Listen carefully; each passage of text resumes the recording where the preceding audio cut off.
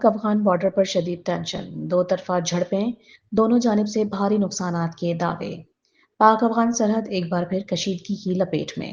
پاکستان کا کہنا ہے بلا اشتعال فائرنگ کا فوری اور مؤثر جواب دیا گیا، دونوں جانب بھاری نقصانات کے دعوے۔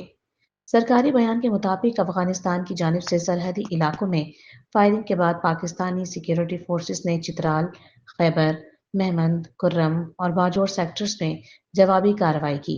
وفاقی وزیر اطلاعات عطا اللہ تارڑ کے مطابق کارروائی میں 44 افغان طالبان اہلکار ہلاک جبکہ متعدد زخمی ہوئے۔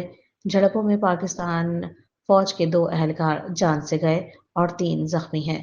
دوسری جانب افغان طالبان کے ترجمان ذبیح اللہ مجاہد نے دعویٰ کیا کہ ان کی فورسز نے پاکستانی چوکیوں کو نشانہ بنایا اور بعض پر قبضہ بھی کیا۔ تاہم وزیر اعظم کے ترجمان برائے غیر ملکی میڈیا مشرف زیدی نے ان دعووں کو مسترد کرتے ہوئے کہا کہ کسی پاکستانی چوکی پر قبضہ نہیں ہوا، دونوں جانب سے نقصانات کے دعوے جاری ہیں، آزادانہ تصدیق یا تاحال ممکن نہیں ہو سکی۔ سیکورٹی خدشات کے باعث دورخم بارڈر پر افغانستان واپس جانے والے افغان خاندانوں کی تمام گاڑیاں 0 پوائنٹ سے واپس کر دی گئیں۔ ادھر باجوڑ میں ایک خاتون جاں بحق جبکہ 4 افراد زخمی ہیں۔ اپر اور لوئر کرم کے مختلف مقامات پر بھی کراس فائرنگ کی اطلاعات ہیں۔ سرحدی صورتحال بدستور کشیدہ ہے۔ دونوں ممالک کے سرکاری بیانات کے بعد نظریں زمینی حقائق اور آئندہ پیش رفت پر مرکوز ہیں۔